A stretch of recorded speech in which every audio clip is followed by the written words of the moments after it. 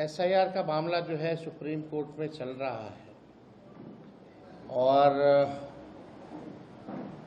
कल तो जिन लोगों की एसआईआर के बाद मृत्यु लिस्ट में नाम था उन लोगों को जिंदा जो है अदालत में पेश भी किया गया। देखिए, ये एक गंभीर मामला है। वोट की चोरी लोग कह रहे हैं। चुनाव आयोग जो है वोट की डकैती कर रहा है बीजेपी के इशारे पर। बीजेपी के अंधभक्त लोग जो हैं वो कहते हैं कि मोदी जी का करिश्मा है जो चुनाव जीतते जाते हैं, चाहे किसी भी राज्य में हो। लेकिन सच्चाई ये है कि वोट की डकैती पुरजोर तरीके से हो रही है। अब जब खुलासा होने लगा है तो बीजेपी की बोलती बंद है। आज तक इलेक्शन कमिश्नर जो है प्रेस कॉन्फ्रेंस नहीं किए। आज तक ऐसा कभी नहीं हुआ। और आज आप देखिएगा कि कुछ और एसआईआर में जो प्रक्रिया में जो खामियां रही हैं उसको भी हम लोग जो है उजागर करेंगे। लेकिन पहले बीजेपी का एक फॉर्मूला होता था चुनाव हराने का। सीबीआई, ईडी, इनकम टैक्स को लगाया जाता था।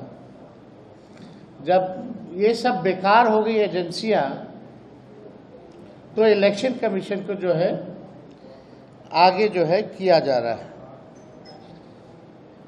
वोट की चोरी, वोट की डकैती इलेक्शन कमीशन ने 2020 में भी किया था। हम लोगों का जो मात्र जो डिफरेंस जो था वो डिफरेंस 12,000 का था और 12,000 में हम लोगों को 10 से अधिक सीटें जो हैं हरा दी गई 2020 में। कोई 12 वोट से, कोई 50 वोट से, कोई 100 वोट से, कोई 500 वोट से। इस तरह से कई सीटें हम लोगों को हरा दी गई। आप लोगों ने चंडीगढ़ मेयर का भी देखा होगा कि किस तरह से ये लोग खुलेआम जो तो सीसीटीवी था तो पकड़े गए। इसीलिए चुनाव आयोग ने सीसीटीवी को ही हटा दिया। कितने निष्पक्ष लोग हैं ये लोग। देश की जनता जो है समझती है। और आप सब लोगों को सामने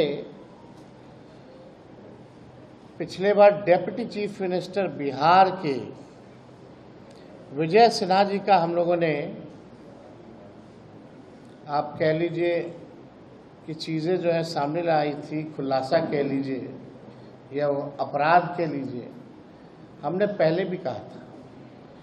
लेकिन आज हम ये कहना चाहते हैं कि चुनाव आयोग केवल भाजपा के लोगों का सहयोग कर रही है, विपक्ष के वोटों को कम कर रही है और